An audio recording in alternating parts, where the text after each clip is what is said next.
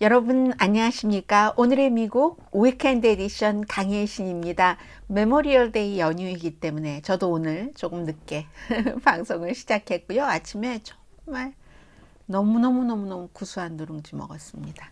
구수한 누룽지에 겉절이에 맛있게 먹었습니다. 느긋한 마음으로 방송을 시작하는데 방송을 하는 게 그렇게 가볍지만은 않습니다. 어쨌든 한 주일에 일어났었던 중요한 일을 조금 이렇게 짚어가면서 가장 중요한 일, 맨 마지막 부분에 전해드리겠습니다. 기본적으로 지금 메모리얼 연휴이기 때문에 아마 여러분들 가운데서 자동차로 어딘가를 가시면서 이 방송을 듣고 계시는 분들도 계실 겁니다. 가솔린값 무척 비싸고요. 아직도 인플레이션, 물가 인상폭은 매달 인상되는 것은 사실입니다. 그런데 이제 4월 달에 물가 인상폭을 보니까 지난 3개월 사이에 비슷한 그런 패턴인데 지금부터는 그렇게 확 물가가 올라갈 것 같지는 않다는 그런 모습이요. 그렇지만 그럼에도 불구하고 여전히 3월에서부터 4월까지도 물가 인상이 됐고요. 좀 건전하다고 볼 수 있는 정도, 그리고 소비자 지출도 3월에서 4월 달에 0.9% 정도 증가했고 1년 동안의 물가 상승률은 지난해 4월에 비해서 올해 4월에 6.3% 올랐습니다.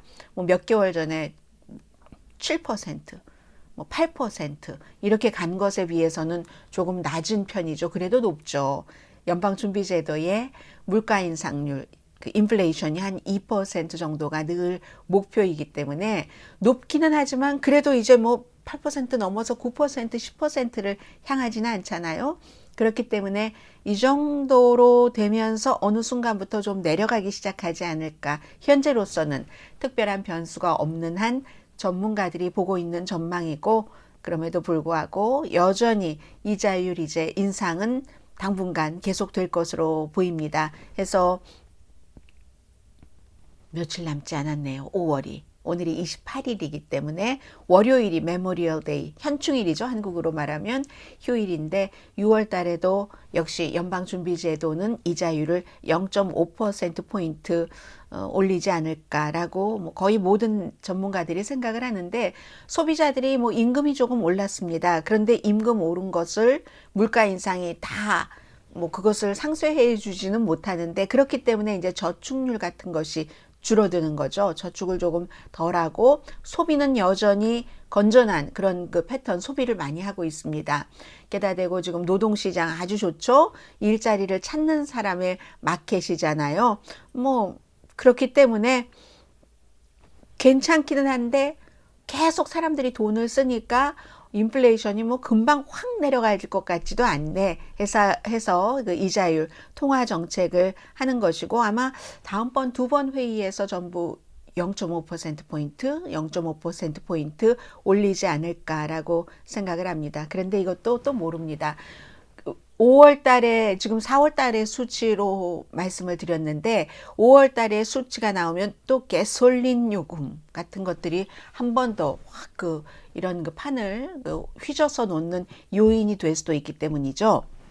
경제와 관련해서는 당연히 이번 주에 그 바이든 대통령이 초에는 일본에 있었고 일본에서 돌아왔습니다. 지난 주말에 한국에 있었고요. 그래서 특히 이제 다 연관되는 한국도 거기에 들어가 있는 인도 태평양 경제 틀이라고 하는 IPEF, 이것을 미국이나 세계에서 굉장히 중요하게 보고 있는데 과거에 트럼프 전 대통령이 취임하고 사흘 만에 TPP 환태평양 경제무역협체 거기서 탈퇴를 했는데 그 이전 대통령이 만들어 놓은 것이고요.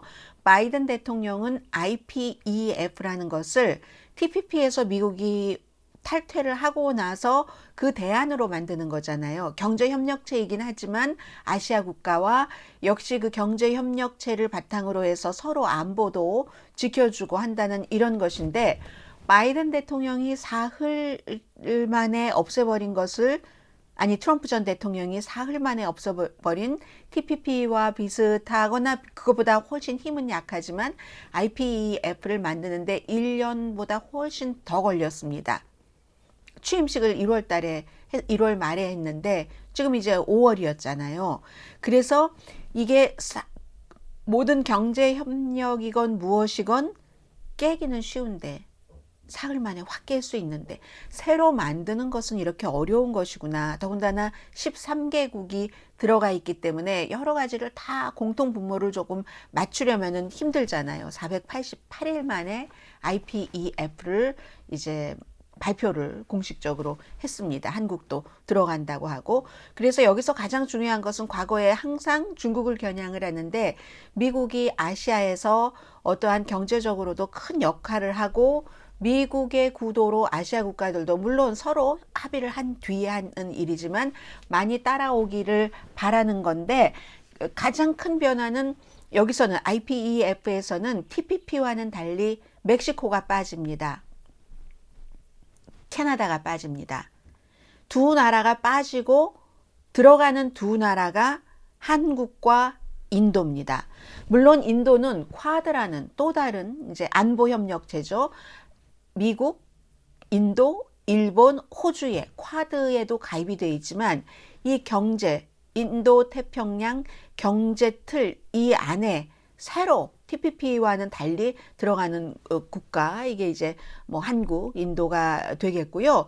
그리고 경제 원칙, 뭐 무역 구조, 뭐 모든 것들을 또 무슨 뭐 인권, 또 노동자들을 어떻게 하느냐, 이런 모든 것들이 들어가기 때문에 결코 중국을 뭐 들어와도 돼요. 하지만 초대하지 않는다는 뜻입니다. 중국이 들어갈 리도 없고, 한국도 지금 몇 개월 전에 중국이 또 한 5개국 정도로 해서 만들어 놓은 그러한 그 경제 틀 안에 들어가 있잖아요. 중국이 그런 것을 만들었는데 미국은 멤버 국가를 2배 이상으로 하면서 아시아에서 이렇게 만든 거죠. 그래서 미국에서는 TPP도 그 당시에 의회에서 인준해 주지 않았기 때문에 힘들었던 것도 있고, 오바마 대통령이 만들어 놓은 것을 바이든 대통령이 와서 무효로 해놨기 때문에 이번에는 아예 의회에서 인준을 받을 생각은 하지도 않습니다. 그렇기 때문에 경제 어떤 협력 틀이기는 하지만 우리 13개국끼리 뭐 관세도 없애고 규제도 다 없애고 이렇게 하자고는 못합니다. 돈이 들어가는 것은 항상 의회에서 이 인준을 해줘야지 되기 때문에, 그래서 이것은 뭐 공급망이라든가 아니면 이제 그 밖에 여러 가지 친환경적인 것, 그런 것들 큰 틀 안에서 뭐 깨끗한 에너지 같은 게 그게 이제 친환경이 되겠고요. 부패 뭐 이런 거 막는다 하는 새로운 그 규칙. 그런데 기본적으로는 딱 그 공급망을 그 가운데다가 세워놓죠. 코비드 19을 겪으면서 중국이 뭐를 주지 않는다던가 아니면 중국이 코비드로 인해서 공장이 닫혔을 때 우리가 얼마나 힘들었는가, 세계가 흔들리지 않았는가, 이런 것을 중심으로 만들고 있는데, 사실은 그 아시아의 많은 국가들마다 다 입장이 다르지만 한국은 중국을 생각을 해야지 되니까 무척 불편한 입장이겠죠. 이것도 정권에 따라서 약간 다르고, 그런데 대부분의 다른 아시아 국가들 13개국, 미국과 한국 빼면은 11개국이죠. 11개국은 이 부분에 대해서는 상징적으로도 예전처럼 미국에 뭔가 물건을 수출할 때 관세를 확 없애준다고 하고 하면은 훨씬 좋지만, 그렇지는 않다 하더라도 지금 아시아에서 중국이 걸끄러운 나라가 많은 겁니다. 미국이 아무리 아시아에 가서 아시아의 축을 외쳐본다 한들 아시아 국가들이 바보가 아니죠. 아시아 국가들도 본인들도 거기에 뭔가 더 이득이 있다고 생각하니까 미국과 손을 잡는 거잖아요. 그래서 이 TPP가 원래 TPP는 법이 되지 않았기 때문에 뭐 말할 필요도 사실은 없는지도 모르겠습니다만은 TPP가 해준다는 것만큼 하지는 못한다 하더라도 그래도 미국이 아시아에서 이런 형태로 우리가 중국에만 그냥 막 의존하면서 때로는 중국에 당하는 국가가 한국만이 아니니까요. 그랬는데 미국이랑 하는 게 더 조금 나을 수도 있어. 뭐 중국도 그렇다고 서로 이제 수출 수입의 그 균형이 있는 거잖아요. 한국도 수출을 뭐 가장 많이 한다고 하면은 중국도 마찬가지로 한국이 그 무역 그 거래 국가에 있어서 세 번째, 이런 서로의 이미 얽혀 있는 것들이 있기 때문에 완전히 포기는 못 하는 거죠. 중국도 뭐 사드 때처럼 그렇게 막 뭔가를 휘두를 수는 없는 거예요. 한국에 대한 의존도도 있기 때문에. 그래서 이러한 상황에서 다른 나라들도 일본도 중국과 무역을 하고 있으니까 조금 다변화하면서 미국이 아시아 쪽에 들어와 주는 것만 하더라도 야, 안심된다. 우리가 중국만 믿고 있다가 이러는 국가가 더 많은 겁니다. 한국은 북한 때문에 경제적인 의존도, 서로의 의존도가 너무 크니까 야, 이거 어떡하나 했는데 그렇지 않다는 거죠. 그래서 이번에 내일 제가 한국 밖에서 보는 한국 시간에는 바이든 대통령과 윤석열 대통령의 회담을 하고 나서 그 성명서 자체가 굉장히 길거든요. 굉장히 긴데 왜 그 긴 것에도 계속 포커스를 맞추는 게 미국에서 미국식으로 얘기할 때 다른 나라와 같이 얘기할 때는 중국을 굉장히 노골적으로 비난하거든요. 그런데 윤석열 대통령과 회담을 하고 만들어 놓은 성명서 자체에선 그렇지 않습니다. 그게 왜 그러는지는 제가 내일 한국 밖에서 보는 한국 시간에 다시 말씀을 드리겠고요. 어쨌든 상징이라도 아시아의 상당히 많은 국가는 이번에 IPEF 미국이 주도하는 것에 이제 안심이다. 트럼프 전 대통령 때는 이거 어떻게 될지 모르고 우리도 그럼 뭔가를 결정해야지 되는데 결정이 어렵고 했던 것에서 좀 마음이 편해졌다는 것. 특히 호주 같은 경우 일본과 얼마나 사이가 나쁩니까? 그러니까 미국이 우리 식탁에 같이 앉게 돼서 너무 기뻐요. 아주 호주에서 공식적으로 얘기하고 있는 거죠. 이러한 것들이 미국에는 어떤 영향을 주고 또 미국 유권자들이 워낙에 인플레이션이라든가 경제에 민감하기 때문에 이제 이 모든 것들을 다 트럼프 전 대통령은 미국용으로는 해외용으로는 아시아에서 중국이 아니라 미국이 어떻게 좀 힘을 써보겠다 하는 것이고 국내용으로는 여러 가지 공급망도 이렇게 내가 대통령이 돼서 많이 자리를 다져서 여러분들을 다시는 힘들게 하지 않으려는 제반 사항을 만들어 놨습니다 하는 것을 얘기를 하는 거죠. 그리고 원숭이 두창, 원숭이 천연두, 원숭이 수두와 코비드 19에 대해서 잠깐 말씀드리겠습니다. 질병통제국은 7개 주에서 원숭이 수두가 발견이 됐다. 이렇게 얘기를 하는데 이제 레이티스트가 캘리포니아 주의 세크라멘토고요. 그리고 매사추세츠, 플로리다, 유타, 워싱턴 주가 있고 캘리포니아가 있고 버지니아가 있고 나머지 한 곳은 뉴욕이죠. 그런데 지금까지는 미국에서 발견된 이 원숭이 두창의 감염자는 하나의 케이스를 빼고는 버지니아였던가요? 네. 버지니아를 빼고는 대부분 이상의 사례가 양성애자, 뭐 특히 그 남자와 남자와의 성관계일 때 이게 많이 일어났다는 거고요. 그런데 이제 전염병이라는 게 워낙에 뭐 국가나 뭐 이런 것을 신경 쓰지 않기 때문에 지금 뭐 영국이라든가 캐나다라든가 이스라엘 다 발병자들을 보면은 서아프리카를 중심으로 어떠한 이 원래 뭐 1950년대 말에 원숭이 두창이 생겼었던 그때부터 계속 그쪽에서 원숭이 자체의 그 두창이 생기는 그런 국가를 직접적으로 간접적으로 다녀온 사람 등에 의해서 이제 세계로 전염이 되는 건데 지금까지는 이제 수백 케이스만 전염이 됐고 또 미국의 경우는 이 천연두 백신도 충분하고 해서 사후 백신이라는 것도 있고 하니까 그래서 크게 걱정할 점은 아니지만 그래도 우리가 코비드 때문에 너무 고생을 해서요 지켜보고 있는 점입니다. 코비드 19은 또 걸리고 또 걸리고 또 걸릴 것이다. 다만 백신 접종도 받고 부스터샷도 맞은 사람에게는 그냥 감기처럼 스쳐가는 것이다. 이런 것을 생각을 하고 계셔야지 될 것 같습니다. 영구체류 이런 표현을 한 사람인데 누구냐면 캐서린 제이 우라는 애틀란틱에서 이 코비드 19 처음 시작했을 때부터 지금까지 많은 것을 보도를 했고 라스트 네임 보면은 대강의 그 인종을 아실 수 있잖아요. WU 캐서린 제이 우. 위험은 중요한 게 이렇게 새로운 변이가 나오고 이럴 때마다 더 커지는 건가 아닌가 이건데 크게 그렇지 않다고는 보고 있지만 그런데 사실은 다 모른다는 얘기도 합니다. 미시건 대학교의 이제 병리학자 오브리 거든 박사가 이 내용에 대해서 계속 팔로우업을 많이 하신 분인데 10년에 한 3번 정도는 각 개인이 걸릴 수 있다. 평균으로. 그럼 가만 생각해 보세요. 내가 지난해 지지난해 독감 안 걸렸는데 올해는 걸렸네. 뭐 이런 케이스가 있잖아요. 10년 동안 독감에 한 번도 안 걸리시는 분들도 계시지만 대부분의 사람은 한 10년에 3번 정도 독감에 걸리는데 그 정도로 코비드 19에도 감염될 수 있다는 게 이 병리학자의 얘기입니다. 그러면 그건 그냥 불편한 일이죠. 조금 아프고 감기 몸살 독감 엄청 아프신 분들도 계시지만 우리가 견딜 수 있을 만한 그런 정도의 아픔이잖아요. 그리고 며칠 아프고 견디고 일어서서 다시 일하고 하니까 그런 것. 그리고 지금 그 오브리 거든 박사의 말을 얘기해 드렸는데 아니면 아닐 수도 있다.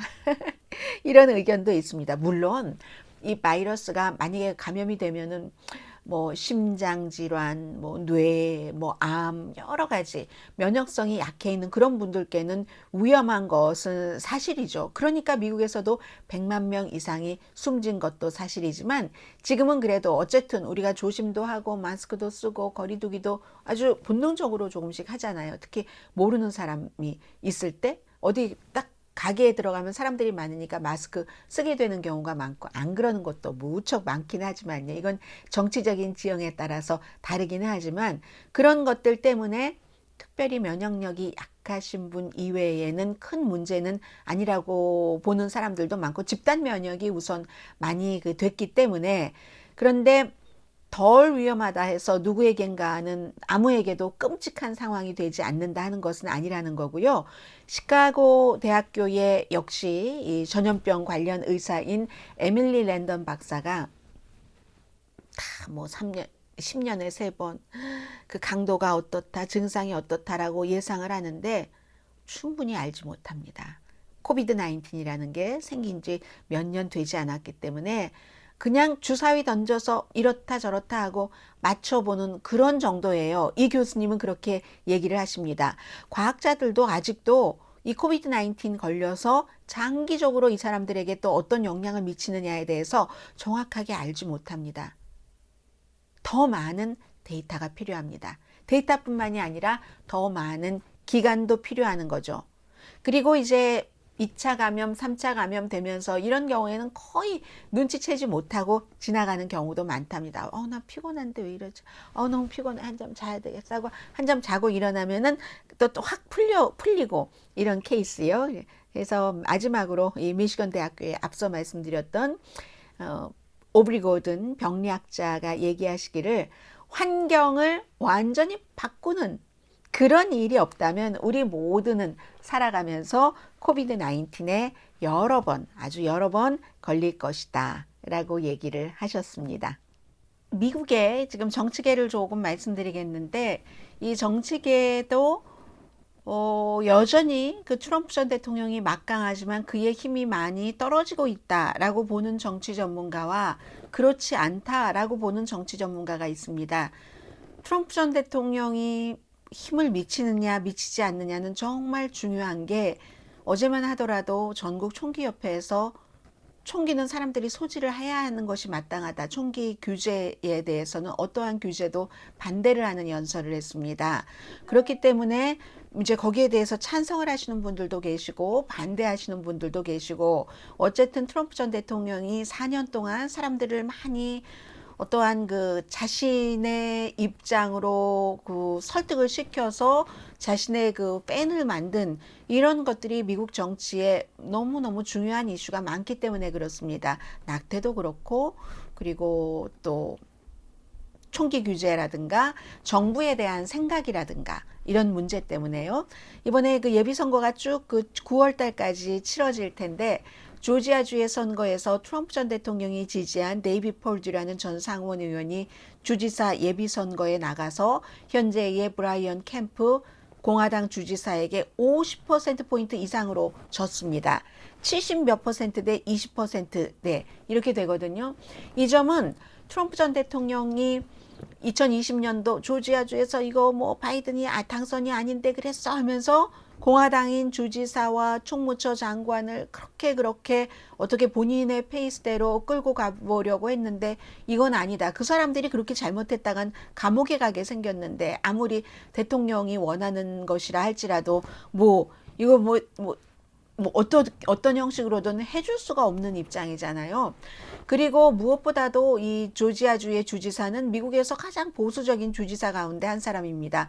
어쨌든 트럼프 전 대통령이 그를 떨어뜨리려고 했는데 트럼프의 지지자를 50% 이상 포인트 차이로 누르고 이겼고, 역시 선거를 총괄하는 총무처 장관도 이겼고, 공화당입니다. 예비선거에서 다른 후보에게 트럼프 전 대통령이 지지하는 무슨 그 하원 의원 하이디라는, 그리고 막 기도하고 기도에 너무너무 충실한 그런 분이세요. 근데 그 기도가 이것은 그 2020년 미국의 선거가 가짜 선거였었고 해서 바이든이 내려와야지 되고 트럼프 전 대통령이 대통령인 게 맞는 거고, 이런 기도를 많이 하셨겠죠. 그래서 이제 트럼프 전 대통령의 지지를 받았지만 역시 한 19% 포인트 차이로 졌습니다. 그런데 트럼프가 있던 없던 트럼프이즘이라는 게 계속 깔려 있는 것은 당연한 것이고, 그러니까 총기 규제를 강화하고 이거 선거가 부정선거였어라고 주장한 마조리 테일러 그린 같은 조지아주의 하원 의원이 또 다른 여러 명의 공화당 후보들 다 물리치고 이겼잖아요. 이긴 그런 것도 있고, 하지만 반면에 트럼프 전 대통령을 공개적으로 무시하거나 트럼프 전 대통령에게 공격하는 사람들이 생기기 시작했습니다.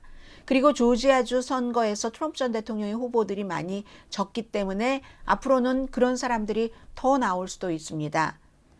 마이크 펜스 부통령이 트럼프 전 대통령과 반대로 브라이언 캠프 공화당의 그 주지사를 지지했고, 바로 선거 전날은 같이 캠페인까지 했죠. 그래서 트럼프 전 대통령이 지금까지도 강하지만 전만큼 강하진 않다는 거죠. 사람이 강하려면 어떤 그 강함을 발휘할 수 있는, 또 유지할 수 있는 도구가 있어야지 되는데, 그 도구인 백악관, 소셜미디어, 언론을 너무 잘 활용을 했습니다. 지금은 백악관, 소셜미디어, 트위터, 페이스북, 유튜브 다 쫓겨났죠. 미디어, 가끔 박스에는 출연한다고 하지만 나머지 무슨 팟캐스트 같은데 출연을 하지만 그게 예전 같진 않잖아요. 그래서 그리고 실제로 마이크 폼페오가 아마 트럼프 행정부에서 마이크 펜스 부통령 다음으로 트럼프 전 대통령에게 예스맨이었을 겁니다. 그 예스맨조차도 또 다른 예비선거에서 트럼프 전 대통령이 지지하는 후보가 아닌 다른 후보를 공식 지지했습니다. 중요한 그 펜실베니아주의 상원의원이요. 트럼프 전 대통령과 와이프가 닥터 오즈, 하이드록시클로로킨만 먹으면 다 납니다. 라고 주장을 했었던 텔레비전 그 닥터 오즈를 공식 지지를 했는데, 그런데 마이크 폼페오는 그 사람이 아닌 다른 헤지펀드 출신의 사람을 지지한다던가, 이 두 사람은 너무 격차가 적어서 최종적으로 재검표를 하기로 했습니다. 한국 매체에서 오즈가 이겼다, 오즈가 더 많이 받고 이겼다라고 보도한 매체도 있던데, 선거 초반기에는 그렇게 좀 보도가 좀 틀릴 수도 있고, 왜냐면은 매체마다 좀 다르게 전하는 것도 있고 해서 그런데 그렇게 생각하시지 마시고 재검표 들어갑니다. 그런 사람도 있고, 폴 라이언 같은 경우도 전 하원 의장이잖아요. 그리고 40세 중반도 되지 않았던 그런 사람이 도저히 내가 하원 의장이긴 하지만 트럼프 전 대통령이 하는 것을 내가 보고 있지는 못하겠다 하는 마음으로 나왔겠죠. 나이가 아직 젊으니까 젊은데도 하원 의장을 했는데, 이 사람은 트럼프 시대에 계속 그렇게 마이크 폼페오라든가 마이크 펜스라든가 이런 사람처럼 의도적으로 비의도적으로 끌려가다 보면 본인의 정치 미래가 어둡다고 판단을 하고 아마 그만둔 것으로 생각을 합니다. 폴 라이언도 트럼프 전 대통령이 지지한 후보를 지지하지 않습니다. 반대의 후보를 지지하죠. 반대의 후보라는 게 공화당 내부의 분열을 보여주기도 합니다. 트럼프 대 반트럼프, 내지는 아주 요즘 트럼피즘의 최고의 목표와 최고 내세우는 아젠다는 2020년 선거는 부정선거였다, 내가 대통령이다, 바이든이 아니다 하는 거잖아요. 그런 공화당의 전형적인 그런 인물들은 거기에 정면으로 반대를 하는 겁니다. 이렇게 반대하는 사람들이 더 나오는 거죠. 물론 뭐 JD 벤스 같은 사람, 그 밖에 다른 뭐 펜실베니아의 뭐 주지사라든가 이런 사람은 또 트럼프 전 대통령이 지지하는 사람이 당선되기도 했지만, 그리하여 여전히 당에서 강력한 사람이지만 백악관에서 떠난 이후에 그가 할 수 있는 일에는 한계는 있는 겁니다. 그리고 또 하나는 트럼프 전 대통령은 항상 이 포커스를 2020년으로 두기를 원하는 겁니다. 내가 대통령인데 이게 안 된 거야. 너무 억울한 거야. 그런데 많은 공화당 유권자들은요, 이제 어차피 트럼프 시대는 지났고 다시 2024년도에 온다 할지라도 누가 될지 모르니까 2024년까지 날짜도 많이 남았고 트럼프 전 대통령도 나이가 많고 하니까 무엇보다도 지금 당장 바이든 대통령이 하는 여러 가지를 공화당 멤버로서는 못하게 하기를 원하고 그렇게 하기를 더 원한다는 거죠. 그런데 트럼프 전 대통령은 2020년에 머물러 있는 거고, 많은 유권자는 이제 2020년에서는 좀 떨어지기를 원하는 것이고, 그래서 트럼프의 힘이 여전히 강하지만 약해지고 있다 말씀드립니다. 오늘 마지막으로 여러분들께 전해드린 이슈는 제일 중요하다고 말씀드렸고, 오늘의 미국 위켄드 에디션을 듣고 계신 모든 분들이 다 짐작하고 계시는 이슈입니다. 속보부터 전해드리자면 텍사스 유벌디의 초등학교, 랍 초등학교에서의 총격 사건으로 한 48분, 50분 정도를 어린아이들이 18살, 결국은 그 국경수비대의 총에 맞아서 숨진 용의자, 그 사건 과정에서 한 48분 동안 적어도 8명의 어린이가 도와주세요, 도와주세요 하고 911으로 전화를 했다는 겁니다. 이렇게 조용한 목소리로, 이것보다 더 조용한 목소리로. 그런데도 왜 바깥에서는 경찰이 많이, 적어도 제가 세보니까 8명 이상이던데요. 그런 사람들이 이렇게 거의 1시간 동안이나 들어가고 있지 않았는가. 왜 주지사와 처음에 그 수사 당국에서 발표한 것이 다른가. 범인은 들어가다 학교 경찰과 총격전 벌이고 경찰과 총격전 벌이고 했다고 했는데 아무런 제지 없이 열린 뒷문으로 들어갔다는 것 아닙니까? 그리고는 안에 들어가서 문을 잠그고 48분 동안 부모님들이 밖에서, 어떤 엄마는 엄마의 주장에 따르면 경찰 활동 방해한다고 수갑을 찾고, 어떤 아버지는 당신들이 안 들어가려면 우리가 들어가겠어, 우리 아이들을 구해오겠어 라고 했다고 하고, 아이들은 그 사이에 공포에 떨면서 죽어간 거잖아요. 친구가 총에 맞아 숨졌으면 친구의 피를 온몸에 묻혀서 살아난 아이도 있고, 그 스토리들을 다 듣고 읽지를 못하겠어요. 특히 이제 아이들의 그 스토리 부분은. 그리고 아마 그 아이들은 밖에 경찰들이 그렇게 서성거리고 있었는 것을 몰랐을 것이라고 짐작이 됩니다.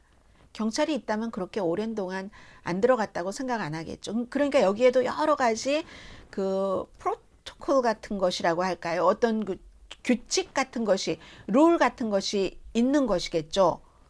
최종적인 판단은 이제 그 집단의 최고 지도자가 하지만, 그리고는 이제 모든 총격 사건을 다 막지는 못하겠지만 적어도 18살이 AR-15, 무슨 AR-47 같은 것을 사지 말아야지 되고, 정신병력, 가정폭력 이런 것이 있는 사람이 총을 못 사게 해야지 되고, 또 사람이 욱할 때도 있으니까 총을 사고 기간 두고 신원조회하고 하는 미국 전체적으로 이런 필요한 것. 심지어 아이폰을 내가 잃어버려도 내 코드를 상대가 모르기 때문에 상대가 쓸 수가 없잖아요. 아이폰 추적 시스템이 컴퓨터에 돼 있잖아요. 이런데 왜 총에 대해서 그런 규제를 못합니까? 제 얘기가 아니라 니콜라스 크리스토프 뉴욕타임스 칼럼니스트의 얘기입니다. 못하는 게 아니라 안 하는 거죠.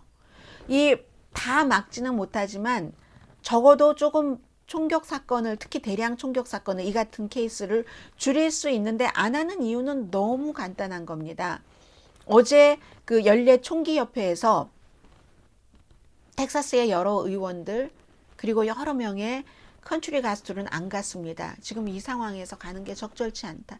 예전에도 그런 일이 있으면 취소하거나 아니면 행사를 조금 축소해서 치르거나 했거든요. 이번에 예정대로 하는데 거기서 이제 제일 유명한 사람이 당연히 IRA의 CEO가 있고 트럼프 전 대통령, 텍사스가 지역구인 테드 크루즈 연방 상원 의원이 있는데 Starry Starry Night이나 Bye Bye Miss American Pie를 부른 던 맥클린 같은 사람은 안 갔습니다. 지금 이 상황에 총기협회 가서 내가 노래를 부를 컨트리 가수는 아니지 하면서 안 갔는데 여기서 총기협회에서 제일 많이 나온 말이 기도거든요. 저는 막 화가 났어요. 정말. 저보러 어떤 때 너무 열정적으로 해서 감정적이라고 하시는 분들이 계신데 정말 화났다니까요. 맨날 기도래요. 사람이 죽어도 기도, 여성의 낙태에 관한 것도 기도, 뭐 하느님이 알아서 해주신다. 기도는 하고 앞서 말씀드린 어느 정도 안전을 위해서, 공공의 안전을 위해서 좀 규제할 수 있는 것은 다 안 한다는 거잖아요. 그 희생자를 위해서 기도하겠습니다. 테드 크루즈가 뭐 희생자 고통 생각하면서 나와 나의 와이프 하이디가 기도하고 이렇게 말하는 데는 정말 화가 났어요. 왜냐면 그 사람은 예전에 텍사스에서 막 전기 안 들어오고 추워서 사람들 벌벌 떨 때 부인이랑 뭐 몇몇 부자 이웃들 친구들 모아서 비행기 타고 칸쿤 갔던 사람이잖아요. 그런데 어제 총기협회에서 기도로 우리가 기도 이렇게 얘기하니까 며칠 전에 애틀란틱의 한 기자가 하느님이 이사여 1장 15절 그 기도 너희가 기도해도 내가 듣지 않고 하는 게 너희 손에 그 피가 너무 많이 묻어서 그렇다는 얘기를 그러니까 그게 무슨 일이 있을 때마다 기도만 한다고 하고 이익 다 챙기고 하는 게 가증스럽다는 얘기잖아요. 결국은 그 말이 제가 어제 정말 다른 얘기는 몰라도 기도와 이 얘기는 듣기 싫더라니까는요. 행동을 해야지. 기도만 하면 뭐 합니까? 액션이지 프레이어가 아니잖아요. 지금 그 상황에서 텍사스의 주지사는 비디오로만 연설했습니다. 거기 가기가 참 힘들었겠죠. 시위 엄청 많이 했고 텍사스의 현재의 주지사와 이제 본선에서 겨루게 될 그 비토 오로케 민주당의 전 정치인 예비선거에도 나왔던 그 사람도 밖에서 시위대와 같이 시위를 했고요. 이 테드 크루즈가 수정헌법에서 이 총기 소지가 보장이 됐기 때문에 그건 헌법을 포기하는 거지. 그리고 법을 잘 지키는 시민들, 총을 가지고 있으면서 총을 목적에 맞게 쓰는 사람들이 훨씬 많죠. 비교할 수 없이 많죠. 그렇지만 총이라는 것은 다른 사람의 생명을 순간적으로 너무 많이 끊어버릴 수 있는 무기이기 때문에 위험한 괴물이기도 하잖아요. 잘 쓰는 사람이 훨씬 많지만 이 위험한 괴물은 평소에도 위험할 수 있는 소지는 누구나 있지만 더 많은 사람 손에 들어가서 그렇게 된 일이기 때문에 그걸 좀 막아야지 된다 하면은 권리를 침해하는 거다. 그거 완전히 악인데 그 같은 사건은 악에 대응하면서 다른 사람의 권리를 침해해서는 안 된다. 총에 대한 그 규제를 하는 것이 답이 아니다. 그냥 하이디와 나는 기도한다. 이렇게 얘기를 해서 저는 화났고요. 그리고 도널드 트럼프 전 대통령도 마찬가지입니다. 정신건강을 얘기를 했습니다. 민주당 뭐 책임져야지 된다. 뭐 정신건강하는 거 뭐 철저히 해야지 되고 총기 규제는 NO!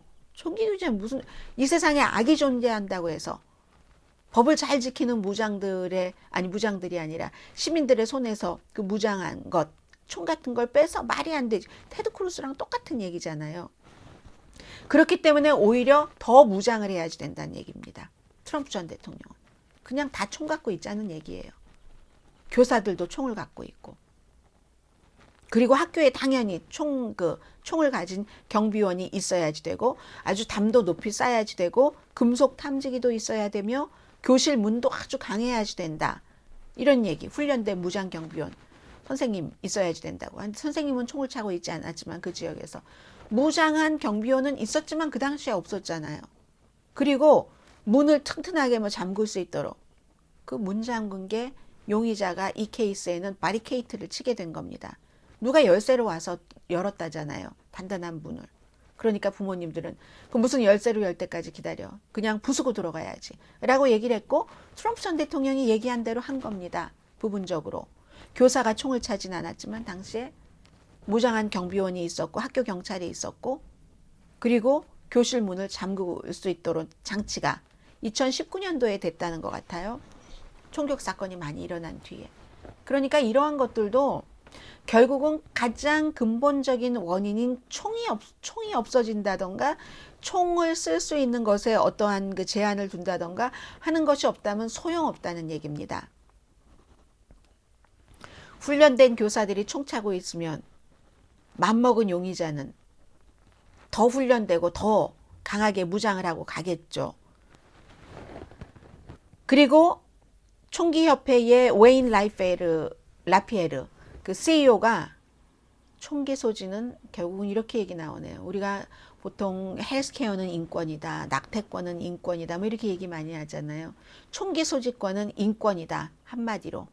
그리고 뭐 범죄 괴물에 의해서 무차별하게 희생된 그 21명의 그 아름다운 삶, 막 이렇게 얘기를 했거든요.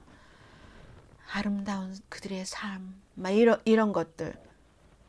그러면서 결국은 총기를 규제하는 것이 절대로 답이 될 수 없다. 다른 사람 인권을 뺏는 것이다. 그런데 AR-15, AR-47 같은 것을 18살짜리가 가지고 학교에 들어가서 쏘게 하고 하는 것은 인권 보호일까요? 그럴까요? 그렇지 않다고 생각하는 사람들이 더 많거든요.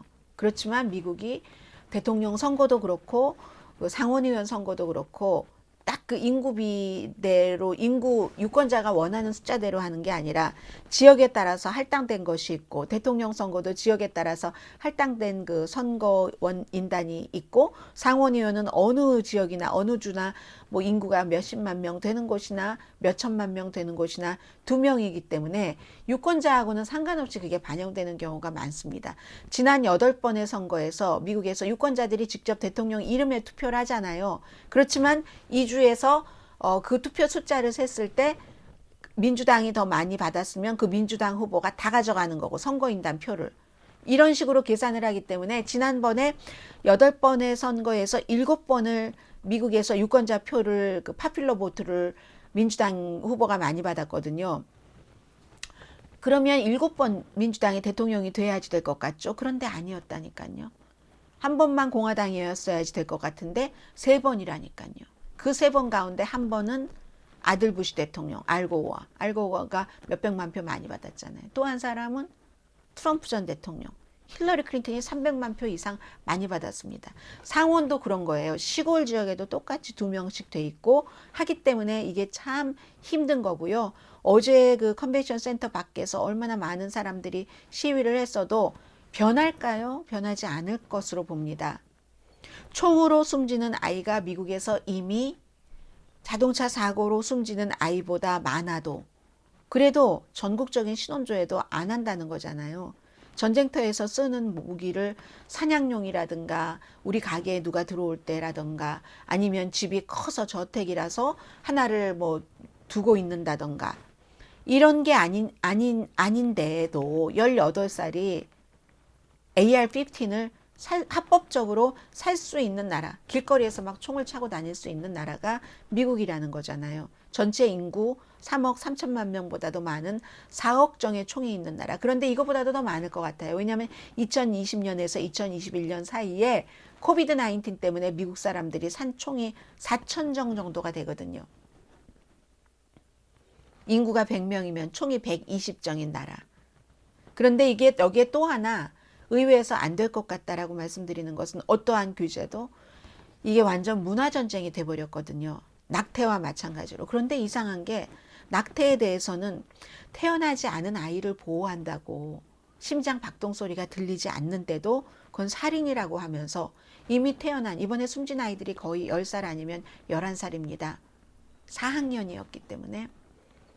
그런데 이미 태어난 아이들의 그것은 목숨을 보호한다기보다는 총에 대한 권한을 더 보호한다는 게 이해가 좀 안 되는 그런 면이 있는데 이게 문화전쟁으로 이미 됐거든요. 그래서 시골 사람들은 저 도시의 엘리트라고 좀 배웠다고 껍적대는 인간들 말이야 이렇게 딱 뭉쳐버렸습니다. 공화당과 총기협회가 공화당을 막강하게 지원하고 공화당 정치인들은 총기협회에 돈과 표가 없으면 좀 힘들어지니까. 550만 명 멤버이고 총기협회가 2020년도에 트럼프 전 대통령에게 당선시키기 위해서 얼마죠? 2016년도에 3천만 달러를 지원을 했고 2016년도에는 직접적으로 460만 달러, 바이든을 떨어뜨리기 위해서 1200만 달러 이렇게 돈을 썼잖아요. 그런데 모든 정치인들에게도 돈을 주기 때문에 거의 공화당 정치인, 민주당은 이렇게 총기를 자유롭게 맘대로 해야지 된다고 생각하는 정치인 그다지 많지 않습니다. 그냥 세일 정도예요. 세일 정도이고 문화 전쟁이 돼버렸기 때문에 이거 안 되는 겁니다. 그러니까 사회 전반적으로 죽음의 그림자가 쫙 펼쳐 있는 거죠. 아이들이 숨져도 법을 만들지 않는 국가가 미래가 있습니까? 하는 그런 지적이 이래서 나오는 겁니다. 뭐 감정적으로 도덕적으로 안 된다는 거죠. 그리고 또 연방 대법관들도 있죠. 정치인들도 정치인이지만 수정헌법 2조 나오고 그 뒤로 연방 대법관이 그 분포가 더 보수적이 됐잖아요. 그래서 앞으로 뉴욕의 이 그 총기에 관한 이런 법안이 연방 대법원에서 심의가 된다 하더라도 이 총기 규제를 하는 그쪽으로 가지 않을 것을 사람들은 생각을 해야지 될 겁니다. 그럼 방법은 없는가? 방법은 하나밖에 없습니다. 그 많고 많은 이슈 가운데서 여러분들께서 중요하게 생각하고 계시는 이슈와 총기 이슈도 중요하다고 생각을 하시면 총기 이슈에 따라서 정치인에게 투표를 하시면 됩니다. 이런 얘기를 하더군요. 이 뉴욕타임스의 컬럼니스트인 데이비 브룩스 씨가 그분은 뭐 정치를 하기를 원한다든지 전혀 그런 성향은 아니세요. 그런데 이제 지쳤다.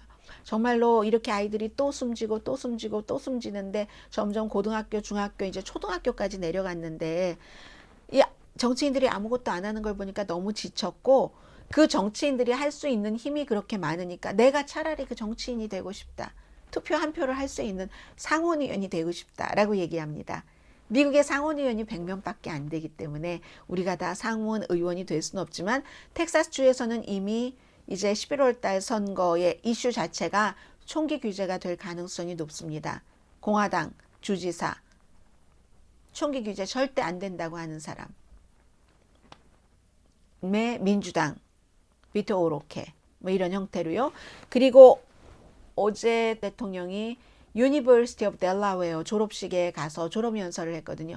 옆에 이렇게 그 사이드라인에만 서 있지 말아라 라고 얘기를 합니다. 이것도 뭐 일종의 투표하라는 얘기예요. 한국에서는 한국까지 와서 미국 시민권자에게 투표하라고 했다고 얼마나 다급하면 이러냐고 그게 제일 중요하다고 평을 하는 시사평론가가 계시던데 그건 이제 한국에서 뭐 그렇게 보실 수도 느낄 수도 있지만 원래 미국에서는 정치인들이 가장 중요하게 생각하는 게 투표입니다. 어디 가서든지 그런 얘기를 합니다. 더군다나 올해는 중간선거의 날인데 미국이나 한국에서나 부재자 투표라든가 사전 투표라든가 우편 투표, 직접 투표 다 할 수 있는데 제일 중요한 건 결국은 투표거든요. 그래서 바이든 대통령이 학생들에게도 사이드라인에 있지 말고 투표를 해야지 된다. 라고 어제 그 얘기를 했어요. 델라웨어가 본인의 집이 있는 곳이고 지역구고 1960년대 델라웨어 유니버시티 오브 델라웨어를 바이든 대통령이 졸업을 했습니다. 어제 이제 그 텍사스주에 자원봉사를 하시는 분들이 많이 계시잖아요.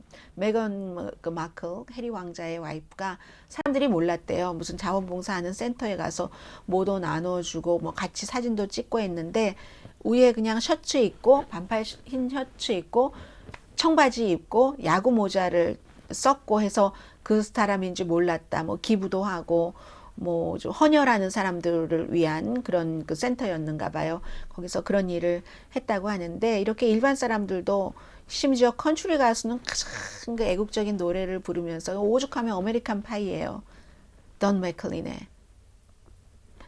그런 사람들조차도 아니다. 지금은 이렇게 하고 있지만 트럼프와 테드 크루스 이 두 정치인들은 가장 많이 총기협회에서 돈을 받는 사람이기도 하고 표를 받는 사람이기도 하고 그 밖에 많은 공화당 의원들 꼼짝하지 않고 있습니다. 이게 어디로 갈지 모르겠습니다. 그래서요 오늘 마지막 얘기가 딱 한마디예요. 스탠포드 대학교 학생들에게 어제는 우크라이나의 그 볼로디미르 젤렌스키 대통령이 연설을 했거든요. 여러 가지 지금 현재로서는 거의 교착이라고도 볼 수 있는 부분적인 그런 우크라이나 전쟁에 대해서 얘기를 하면서 관심을 잃지 말아라 하는 것을 학생들에게 계속 말하는 거죠. 그러면서 벌써 딱 사건이 터졌을 때 누가 누구의 아픈 마음을 안다고 우크라이나에서는 또 젤렌스키 대통령은 텍사스 그분들께 조의를 표했거든요. 어제 뭐라고 얘기를 하냐면 텍사스 shooting is impossible. impossible인데 to understand at all. 정말로 하나도 이해할 수 없는 일이라는 거예요. 그렇게 젤렌스키 대통령도 얘기를 했습니다. 한번 보겠습니다. 이 총기 이슈가 어디까지 가는지.